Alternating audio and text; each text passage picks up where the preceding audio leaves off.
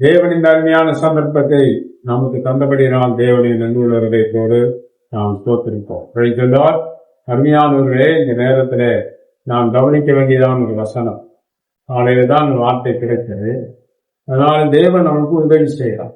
ஆண்டவர் நம்மை பாதுகாப்பார், பலப்படுத்துவார். தேவன் நமக்கு உதவி செய்வார். அல்லேலூயா. எனக்கு கொஞ்சம் வார்த்தையில கொஞ்சம் தடுமாற்றம் இருக்கும். அதனால நீங்க அது தப்பா விளங்கிறாங்க. அந்த 2 பக்கம் பல்லு இதுவானதுனால இந்த வழியாக ஏறலாம் இல்லையோ. வார்த்தை சுத்தம், வார்த்தை கிளியரா கிடைக்கிறது கொஞ்சம் கஷ்டமா இருக்கு. அதை நீங்க தான் அட்ஜஸ்ட் பண்ணுங்க. சில வார்த்தை தான். அதனால இந்த நேரத்தில் நான் வாசிக்க வேண்டிய வேத பாடல் வாசிக்கலாம். சங்கீதம் 72 4வது வசனம். ஜனத்தில் சிறுமைப்படுகிறவர்களை அவர் நியாயம் விசாரித்து ஏழையின் பிள்ளைகளை ரட்சித்து இடுக்கண் செய்கிறவனை நொறுக்குவார். ஆமென். இதுல 3 வார்த்தைகளை நாம் படிக்க கேட்கிறோம்.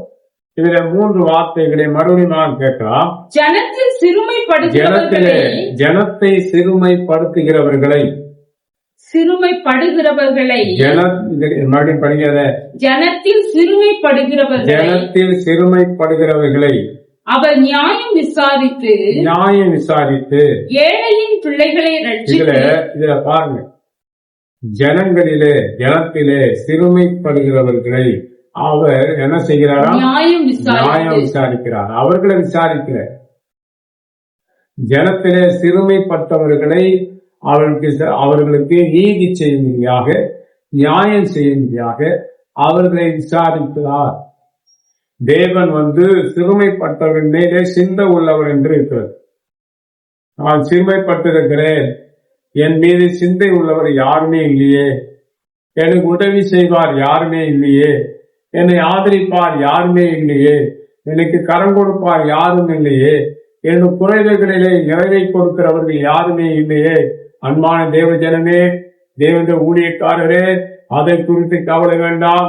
உன் சிறுமையிலே உன்னை விசாரித்து உனக்கு சிறுமைக்கு உட்படுத்தின அந்த நபர்கள் மீது தேவன் ஒரு கட்டளையை கொடுத்து அவர்களை அப்புறப்படுத்துவார். உன் சிறுமையை தேவன் நீக்கி போடுவார். சிறுமை என்பது ஒரு மனிதனுக்கு வந்துவிட்டால் அவன் குறுகி போய்விடுவார். ஒரு குடும்பத்திலே சிறுமை என்பது வந்துவிட்டால் அந்த குடும்பம் வளர்ச்சி இல்லாமல் குறுகி போயிடும். சிறுமையினா ஏன் வருகிறது? பணம் இல்லாமையினால சிறுமை வருகிறது. வருமானம் இல்லாமையினால சிறுமை வருகிறது. அன்பியானவர்களே, இதெல்லாம் இருக்கும். பணம் இருக்கும், வருமானங்கள் இருக்கும். ஆனாலும் சிறுமை ஏன் வருகிறது? அதுதான் கண்டுபிடிக்கணும். அதுல ஏதாவது ஒரு சதி இருக்கும். நம்ம கூட இருந்தே நமக்கு குடிபறிக்கிறவர்கள் யாராலும் இருப்பார்கள். எதிரான தீங்கை செய்து வீட்டுல கொண்டு வைத்து வருவார்.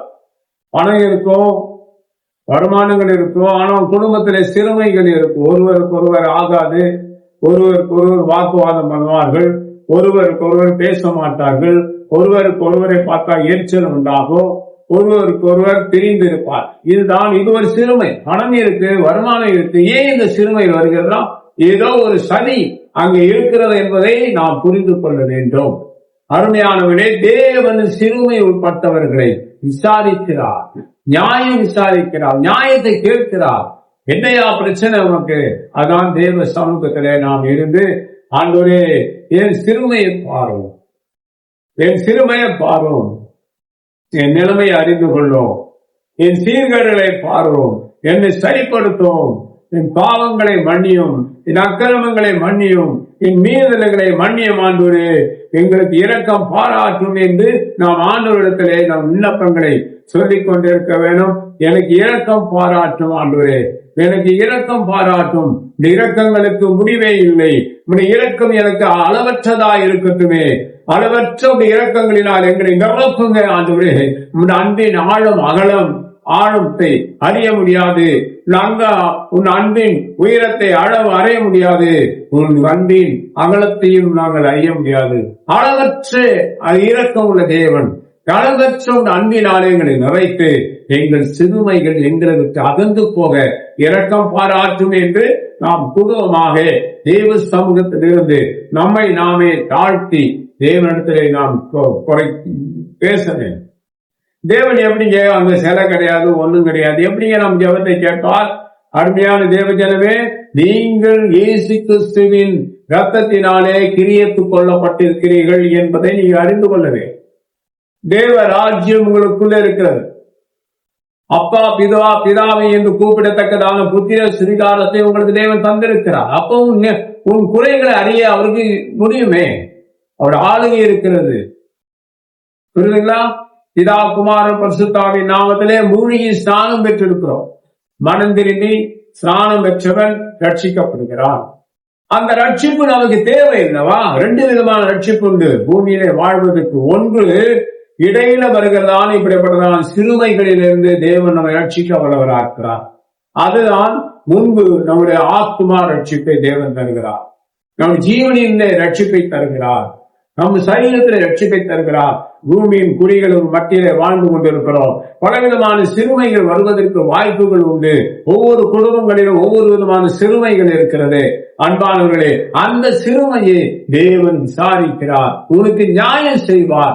உன் கிட்ட இருக்கிற நியாய கேடுகளை புறமாக்கி போடுவார். நீங்க தான் தேவ சமத்தில் உட்கார்.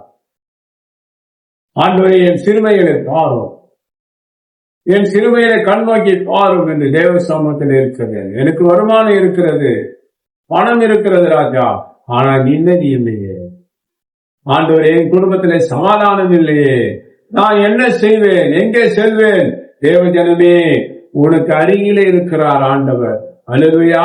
உனக்கு அருகிலே இருக்கிறார். உனக்கா ஜீவனை கொடுத்த தேவன் உனக்கு அருகிலே இருக்கிறார். உனக்கா மரணத்தை ருசி பார்த்த இயேசு கிறிஸ்து அவருடைய நாமத்தால் கற்பிக்கப்பட்டதான ஜனங்களா இருக்கிறீர்கள். என் ஜனங்கள், என் நாமம் கற்பிக்கப்பட்ட என் ஜனங்கள் தங்களை தாழ்த்தி அப்படி என்று இருக்கிறது. நாம் இயேசு கிறிஸ்துவின் நாமத்தை தரித்திருக்கிறோம். நாம் நம்மை தாழ்த்தி தேவ சமூகத்தில் ஒப்பு கொடுக்கும்போது தேவன் நம்மை அறிகிறார். நம்ம குறைகளையும் நம்முடைய எல்லா சிறுமைகளையும் அறிந்து கொள்வதற்கு ஒருவர் உண்டு இந்த பூமியிலே. அவர் தான் தீர்த்தரவாளனான சத்திய ஆவியானவர். அல்லேலூயா. அவர் வரும்போது சகல விதமான கிருபைகளால் நம்மை நிரப்புகிறார், போதிக்கிறார். அவர் வரும்போது நம்ம பலன் உண்டாகிறது. தேற்றரவாளனை நான் நம்ப வேண்டும். அல்லேலூயா. தேற்றரவாளனை நான் வரவேற்க வேண்டும். தேற்றரவாளனை நான் நிரப்பப்பட வேண்டும். அவர் கண்டிக்கிறவர். உங்களுக்கு தெரியாது தேற்றரவாளன் பேர் என்ன? அவர் எங்க வந்தால் பிதாவுக்கு ஒப்பானவரும் பிதாவுக்கு சமமானவருமா இருக்கிறார். சாதாரண நினைச்சிடாதீங்க. தேற்றரவாளன் சத்திய ஆவியானவர் எப்படியாப்பட்டவர்னா, இங்கிருந்து வந்தாலும் அவர் எப்படியாப்பட்டவர்? பிதாவுக்கு ஒப்பானவரும் பிதாவுக்கு சமமானவருமா இருக்கிறார். பாத்தீங்களா? ஏதோ அவரு சாதாரணமா இருக்கிறார் அப்படின்னு நினைக்காதீங்க. உலகத்துல அவர் மிக 3 ஆழ்த்தத்துவங்களிலே ஒரு ஆழ்த்தத்துவம் தான் தேற்றரவாளனான சத்திய ஆவியானவர். அவர் பிரிந்திருக்கிறதான அக்னிமயமான நாவலாய் பூமியிலே இறங்கினார். அவர் சாதாரணவர் கிடையாது. அவர் பயங்கரமானவர். தேவன் பயங்கரமானவர், மிகவும் பயங்கரமானவர். உன் இருதயத்தின் ஆழங்களை அறிந்து அவரை தான் உங்களுக்கு தேவன் அப்பா பிதாவை என்று புத்திர சுவிகாரமாக தந்தவர்கள் இருக்கிறார். அருமையான தேவனுடைய தேவனுடைய ஊழியக்காரர்கள் நம் சிறுமையிலே ஆண்டவர் நோக்கி பார்க்கிறார். ஆண்டவர் சிறுமையை அகன்று போக செய்வார். ஏன்? வருமானம் இல்லை, சிறமை தான். நாம தேவனுக்கு இந்த வருமானமா இருக்கு, தேவ ஜனங்கள் கொடுத்தா தான் உண்டு. அருமையானவர்களே, நம் சிறுமைகளை தேவன் அகன்று போகணும். ஆண்டவர்கிட்ட சொல்லும், ஆண்டவரே என் சிறுமையை கண் நோக்கி பாரும். ஒன்று, நம்முடைய மீறுதல்களினாலே நமக்கு சிறுமைகள் வருகிறது. புரியுதுங்களா? நம்முடைய மீறுதலினாலே நமக்கு சிறுமைகள் வருகிறது. இன்னொன்று, பகைஞராலும் நமக்கு சிறுமைகள் வரும். அவன் கூடவே இருப்பான். ஆனால் பகைஞன் நாம் கண்டுபிடிக்கணும். அப்ப நாம் என்ன செய்யணும்? அவன் வெறுக்க வேண்டும். அந்த பகைஞர்களால் வருகிறதான் சிந்து முடிப்பாங்க இல்லையா? கூடவே இருப்பான், சிந்து முடிச்சுட்டு போயிடுவான். அது சில பொல்லாத ஆவியல். அது பாகாதுடைய ஒரு குணாதிசயம், கெட்ட குணாதிசயம். அதுதான் சிந்து முடிக்கும். நிறைய பேர் பார்த்துருக்கோம், சிந்து முடிச்சுக்கிட்டே இருப்பான். நம்மளை குறித்து மற்றவர்கிட்ட கெட்ட விதமா பேசுவான் இல்லையா? கோத்து விட்டுட்டு போயிடுவான். இது ஒரு பொல்லாத ஆவி. அது நல்ல சுபாவம் கிடையாது. அது வந்து ஒரு பாகாலுடைய வல்லமை, ஒரு பெண்ணோட ஆவியல். அது வேசித்தனத்தின் ஆவி, வேசித்தனத்தின் ஆவி. அந்த வேசித்தனத்தின் ஆவியை தான் வழிபடுகிறவர்கள் சிந்து முடிப்பார்கள். கோத்து விட்டு போயிடலாமா? போத்து விடுவார். திருநெல்வேலியில சொல்லுவார், போத்து விட்டுலாமா, சிண்டு முடிக்கலாமா, அது ஒரு கொள்ளாத ஆவி, அது ஒரு சர்பம். அன்னையானவர்களே, அந்த ஆவி யாருக்குள்ள இருக்கிறதோ அவன் சிண்டு முடிச்சுக்கிட்டே தான் இருப்பான். புரியுதுங்களா? அப்படியேப்பட்டவர்கள் மத்தியிலே நாம் எச்சரிக்கையா இருக்க வேண்டும். அப்படியாப்பட்ட இடத்துல நாம் பழகவே கூடாது. அப்படியாப்பட்ட இடத்துல பழகக்கூடாது. சிந்து முடிக்கிற இடத்துல போத்து விடுறேன்னு சொல்றான் பத்தியா, அவன்லாம் மட்டமானவன். நீங்க நினைக்காதீங்க, அவன் இருப்பிடம் எதுனே தெரியாது, எங்கெங்க வந்தவனே தெரியாது. அவன் தான் நாடோடியாய் அலைந்து தெரிகிறவன். அன்பான தேவஜனமே, இப்படியாப்பட்டவர்களுக்கு நீங்க எச்சரிக்கையா இருக்கணும். சிந்து முடிக்கிறான் தெரியுதா, அவனை விட்டு விலகுங்க. நான் விட்டு விரோதம் பண்ணிக்காதீங்க, அப்படி தள்ளுங்க அவனை. எங்களுக்கு தெரியும் சிந்து முடிக்கிறது யாரு. அன்மையானவர்களே, நாம் நம்மை காத்து கொள்ள வேண்டும். சிந்து முடிக்கிறவர்கள் கோத்தோடுவர்களை அறிந்து கொண்டு நீங்க விலகணும். அதாவது என்னிடத்துல அவங்களை குறித்து சிந்து முடிச்சிடுவோம், அவங்க கிட்ட போய் என்னை குறித்து சிந்து முடிச்சுட்டு தள்ளி நின்றுகிட்டு எனக்கு ஏத்த மாதிரி செய்ய காட்டும், அவனுக்கு ஏத்த மாதிரி செய்ய. அது ஒரு பொல்லாதார், புரியுதுங்களா? அது ஒரு பொல்லாதாவி, அசுத்தாவி, அது வேசி வல்லமை, வேசித்தனத்தை நாவியது. அது அப்படிதான் செய்யும். அது ஆண்களுக்குள்ள இருக்கும், பெண்களுக்குள்ளவும் இருக்கும். அருமையானவரே, தேவ ஜனங்கள் இதை கண்டுபிடிக்க வேண்டும். இப்படியாப்பட்டவர்களை விட்டு நீங்கள் விலக வேண்டும். இப்படியாப்பட்டவர்களை நீங்கள் புறமாக்கி போட வேண்டும். இது கொள்ளாத ஆவி, இது அசுத்தாவி.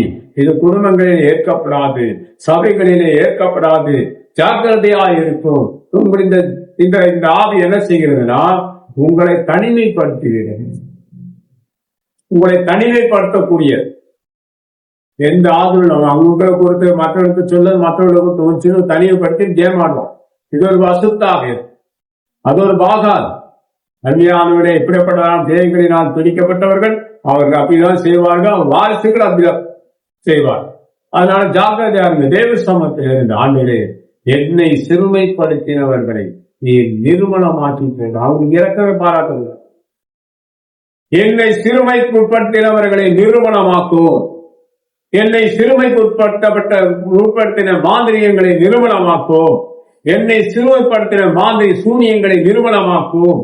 என்னை சிறுமைப்படுத்தின பொல்லாத கிரிகளை எல்லாம் நிறுவனமாக்குவோம். எந்த மந்திரவாதிகளிடத்தில் எங்கள் விலாசங்களை கொடுத்திருக்கிறார்களோ ஆண்டவரை கொடுத்தவர்கள் நிறுவனமாகட்டும்.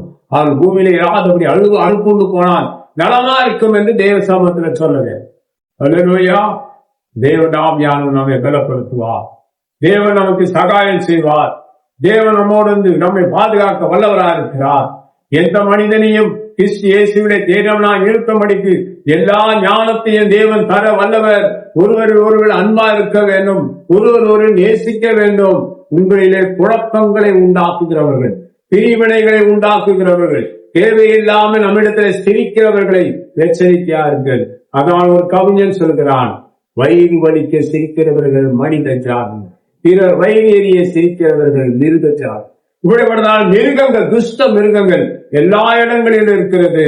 உங்கள் நல்ல நட்புகளை கெடுத்து போடுவான். அப்படியாப்பட்டவர்கள் எச்சரிக்கையாருங்கள். அது ஒரு பொல்லாத சாசு. அது ஆண்களுக்குள்ள இருக்கும், பெண்களுக்குள்ள இருக்கும். சிரித்து சிரித்து என்னை சிறையிலிட்டாய் அப்படி இருக்கிறது. ஒரு கவிஞன் சொல்கிறான், அருமையான சிரிப்பை நம்பக்கூடாது. யாதொருவன் நம்மை பார்த்து சிரிக்கிறானோ சிரிக்கிற மாதிரி பல்ல காட்டுவான், அவன் பொல்லாத பேய்.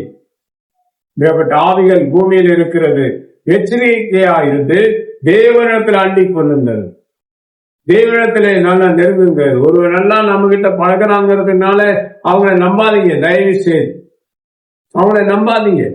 யாராயிருந்தாலும் சரி, அவங்க சிரிக்கிறாங்க, பேசுறாங்க, வரவேற்கிறாங்க, நமக்கு ரொம்ப மரியாதை. பாரு, என்னை பார்த்து சார் பாரு எப்படி பிஹேவ் பண்றார். கடைசியில கொண்டு போய் உள்ள வச்சு நொங்கலும் நங்கிடும். அதனால்தான் சொல்றேன், யாருடைய சிரிப்பையை நம்பாதீங்க.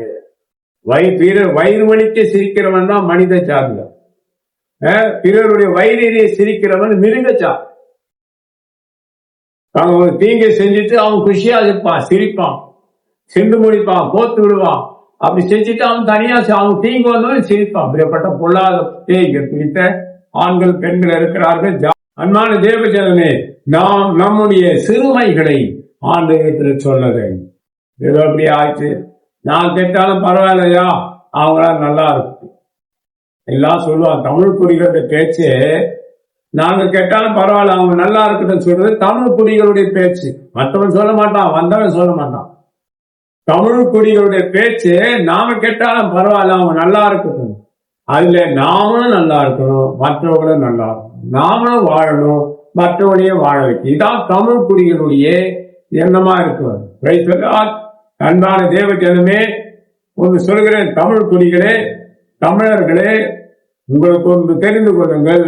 நமக்கு பன்றி இறைச்சி ஆதாரம் இல்லை, மாட்டு இறைச்சி நமக்கு ஆதாரம் இல்லை.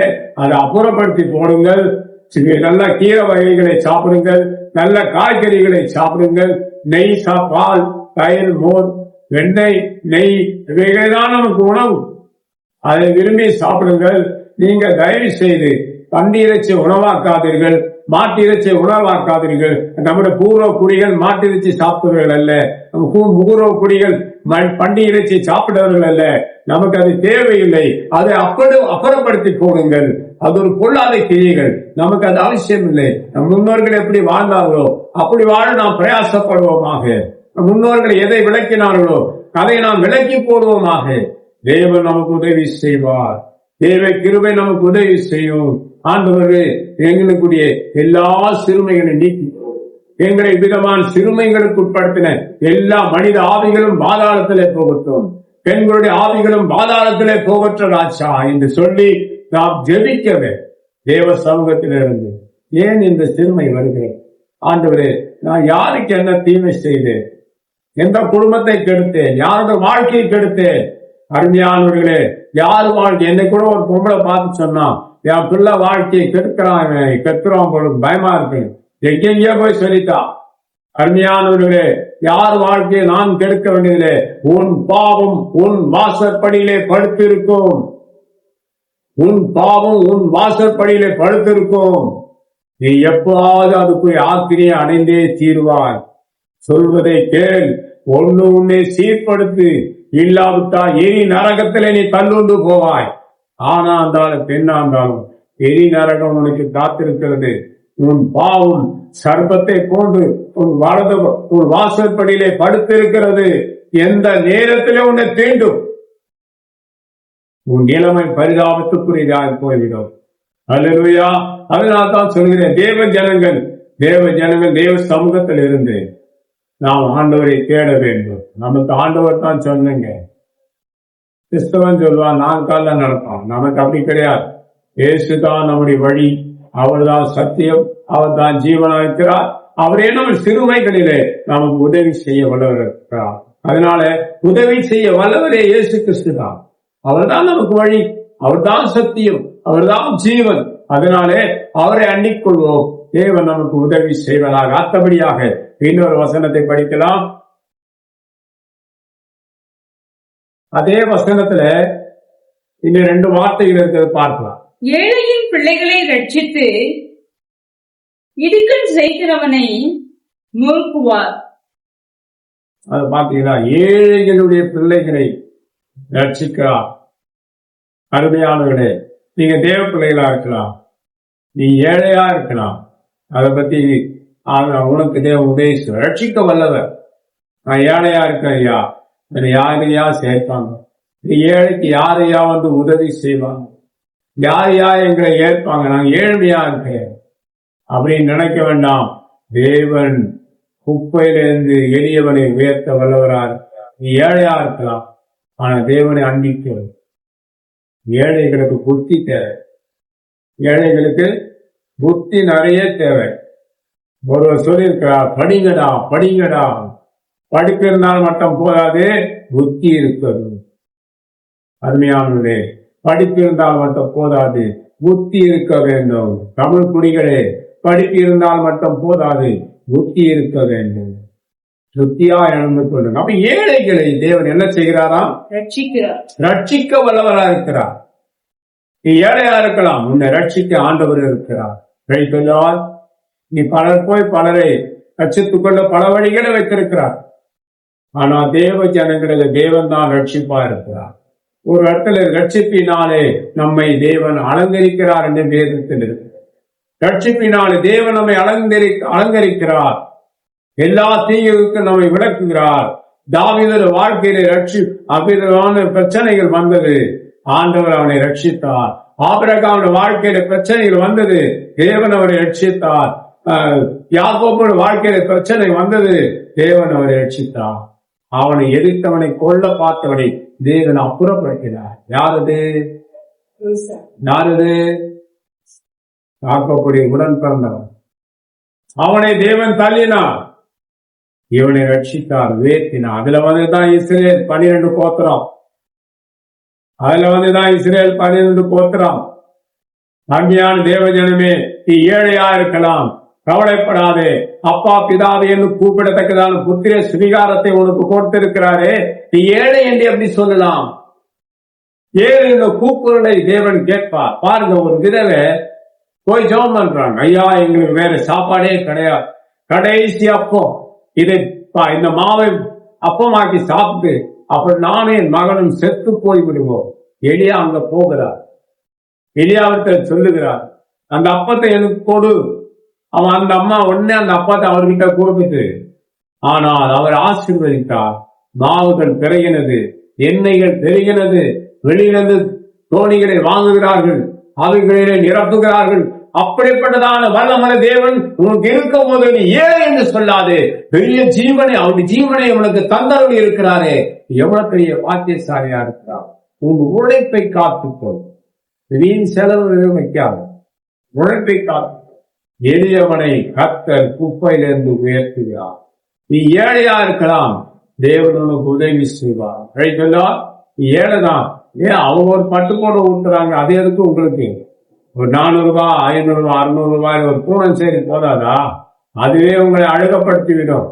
சாதாரண ஷர்ட் தான், அந்த ஷர்ட்டை நம்மளை அழகுபடுத்திவிடும். அருமையானங்களே, பெரிய ஒரு உயர்ந்த ஷர்ட் எல்லாம் நம்ம அழகுபடுத்த நினைக்காதீங்க. என்கிட்ட இருக்கு 4500 ரூபாய் ஒரு ஷர்ட், 2700 ரூபாய் ஒரு ஷர்ட், 3500 ரூபாய் ஷர்ட், அதெல்லாம் வச்சிருக்கிறேன். என்னால போட முடியாது, அது என் மகன் தான் போடணும், சைஸ் பெருசாயிட்டு. அருமையானவர்களே, தேவன் நமக்கு தந்தால் வாங்கி வைக்கலாம். ஆனா யாராலும் வந்து கேட்டா கொடுக்கிறார். எளியவனை கர்த்தர் குப்பையிலிருந்து உயர்த்துகிறார், தூக்கி விடுகிறார்.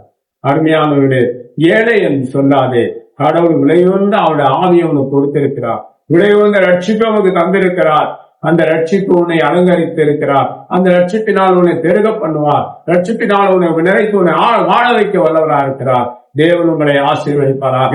அடுத்த ஒரு வசனத்தை நாம் பார்க்கலாம். அந்த வசனத்தில் இன்னொரு வார்த்தை, இடுக்கண் செய்கிறவனை நொறுக்குவார். அதுல பாருங்க, இடுக்கண் செய்கிறவனை தேவன் நொறுக்கி போடுவாராம்.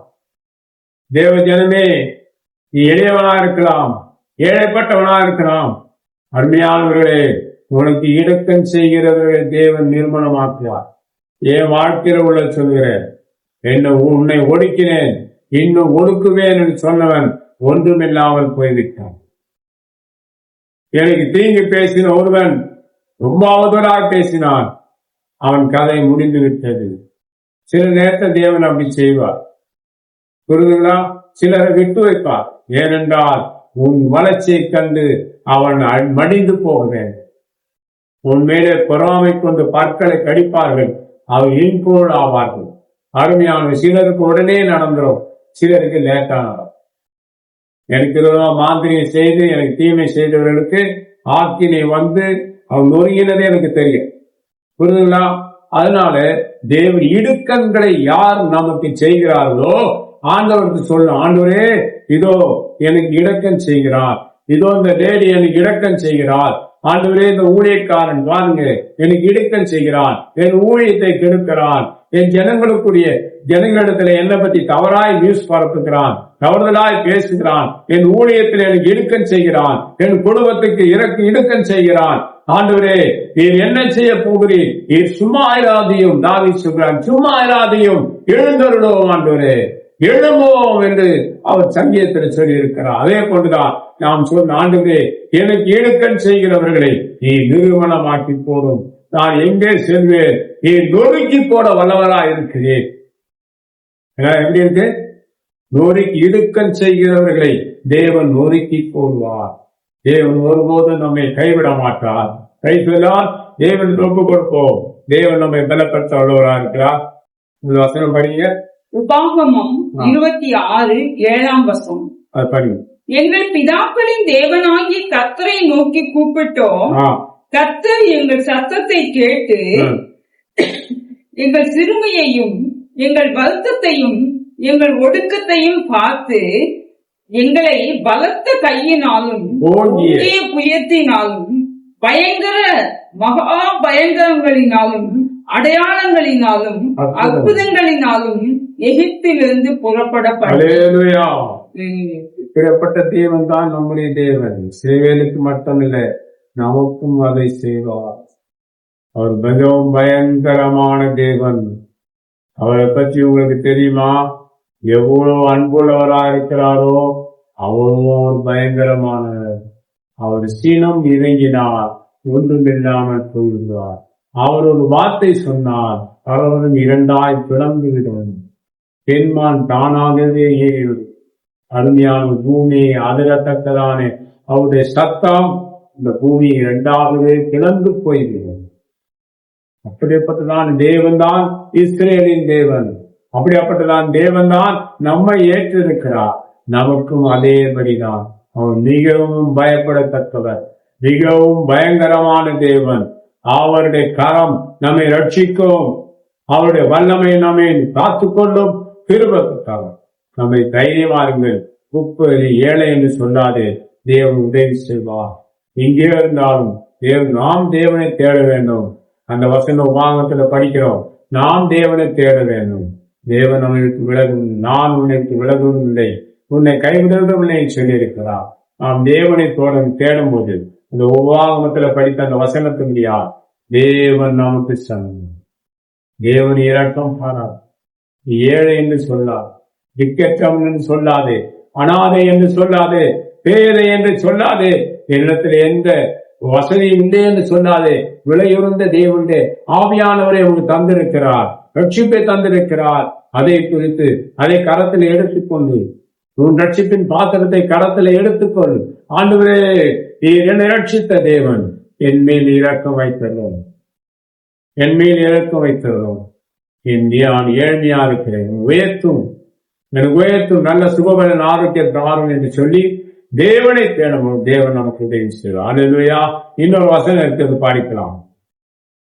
சங்கீதம் எடுத்து படிக்கலாம். சங்கீதம் 14வது வசனம் படிக்கலாம். அதை பார்த்திருக்கிறீரே, உபத்திரவத்தையும் குரோதத்தையும் கவனித்திருக்கிறீரே, உபத்திரவத்தையும் குரோதத்தையும் கவனித்திருக்கிறீர். கேட்பீங்க, நீர் பதிலளிப்பி ஏழையானவன் தன்னை உமக்கு ஒப்புவிக்கிறான், திக்கற்ற பிள்ளைகளுக்கு சகாயம். அல்லேலூயா. ஏழ்மையானவன் தான் தேவனிடத்தில் ஒப்பு கொடுக்க முடியும். ஏன்னா அவனுக்கு ஒண்ணுமே இல்லை. ஆண்டவரே, பண வசதி இருக்கு, செல்வாக்கு இருக்குன்னா அவன் விருப்பத்தின்படி போவான், அவன் விருப்பத்தின்படி வாழ்வான். பணம் இருக்கு பார்த்தீங்களா, பொறுப்பத்தை அறிவான். ஏழை, ஆண்டவரே நான் என்ன செய்வேன், என் மேலே இரக்கமாயிருந்தது என்று தம்மை ஆண்டவருக்கு வந்து ஒப்பு கொடுத்து புரியுதுங்களா? ஏழ்மையானதுதான் தேவனத்துக்கு எல்லா சூழ்நிலையிலும் ஆண்டவரே சகாயம் செய்யும். நாம ஆத்மா சேர்ந்து ஒப்பு கொடுத்து பணக்காரன் செய்ய மாட்டான், மைண்ட் எல்லாம் வேற மாதிரி இருக்கும். அதான் ஏழைகள் மேலே அவர் இரக்கம் செய்கிறார். ஏழைகளுடைய ஆத்மாவை அவர் தவிக்க விட மாட்டார், அவர் சகாயம் செய்வார். ஆண்டவரே எனக்கு இரக்கம் பாரார், என் குடும்பத்தை உனக்கு ஒப்பு கொடுக்கிறேன். நாம ஏழைகள், நாம தான் ஆண்டவரத்தில் ஒப்பு கொடுக்க வேண்டும். ஆண்டவர் நம்மை கைவிட மாட்டார். பணக்காரன் தன் ஆத்மாவை தேவனுக்கு ஒப்பு கொடுக்க மாட்டான். காரணம் என்ன? அவன் மனம் போல போக்கிலே வாழ்கிறவன், எல்லா இன்பங்களை அனுபவிக்க விருப்பப்படுகிறவன், ஆசைப்படுகிறவன். அதனாலதான் ஏழைகள் தேவனுக்கு தம்மை அர்ப்பணிப்பார். ஏழை என்று சொல்லாதே, ஆண்டவரத்தில் உங்களை அர்ப்பணித்து வாழுங்கள், தேவன் நமக்கு உதவி செய்வார். அல்லேலூயா. Praise the Lord. God bless you. ஜெபிக்கலாங்களா? மகாபரிசுத்த தேவனே, தர்மியான நல்ல வேலைக்காக துதிக்கிறோம், ஸ்தோத்திரிக்கிறோம். ஆண்டவரே, எங்களுக்கு உதவி செய்யும். நாங்க பார்த்த வாக்கியங்களும்படி எங்களுக்கு நன்மை தான். நிறைய நீகச்சும் ஆண்டவரே, எங்கள் சீர்தூக்கி வைக்கிறவர், காப்பாற்றி உயர்த்தும் ஆண்டவரே. எங்கள் விண்ணப்பங்களுக்கு பதிலைத்தார். ஒவ்வொரு மக்களை ஆசீர்வதி, இந்த ஊழியக்காரரை ஆசீர்வதி, தடைகள் விலகற்ற ராஜா. இந்த கரம் எங்களோடு எங்களை பலப்படுத்தட்டும். இந்த ஆவினால் மேலும் மேலுமாய் எங்களை நிறைத்து எங்களை பலப்படுத்தும்படி வேண்டும். சர்பங்கள் சாகட்டும், எங்களுக்கு உருமா இருக்கிற சர்பங்கள் சாகட்டும். ஆமே, எல்லா நந்தி பொல்லாத ஆவிகள் அசுத்த ஆவிகள் சாகட்டும். எங்களுக்கு உருமா இருக்க துர்தேவதைகள் சாகட்டும். எங்களுக்கு உருமா இருக்க துர்தேவர்கள் அழிந்து வரலாம். எங்களுக்கு உருவமா எந்த நற்தேவர்கள் இருக்கக்கூடாது, நற்தேவதைகள் இருக்கக்கூடாது, அழிந்து போக ராஜ். ஆமே, ஏழ்மையா சிதறண்டு போக ஆண்டவரே எங்களை காப்போம். ஆளுகை எங்கள் மேலே தரித்து இருக்கட்டும். உங்களுக்கு இரக்கம் எங்களுக்கு மிகுதியாய் கிடைக்க பண்ணுகிறார். நாங்கள் எங்கே செல்வோம்? எங்களுக்கு உதவி செய்யும். எங்கள் ஆத்மா சரீரத்தை, இந்த ஆதி ஆத்மா சரீரத்தை இடத்தில் ஆர்ப்பணிக்கிறோம், பலப்படுத்துகிறோம், சகாயம் செய்தோம். இயேசுவே, எங்களுக்கு நிறைய ஜனங்களை தான், எங்களுக்கு ஆராதனை ஸ்தலத்தை தான், எங்களை தேடி மக்கள் வரட்டும். மக்களை தாரும் இந்த கருத்தருகிறோம். இயேசு கிறிஸ்து வல்லமையுள்ள நாமத்துக்கு தான். ஆமென். Praise the Lord. God bless you.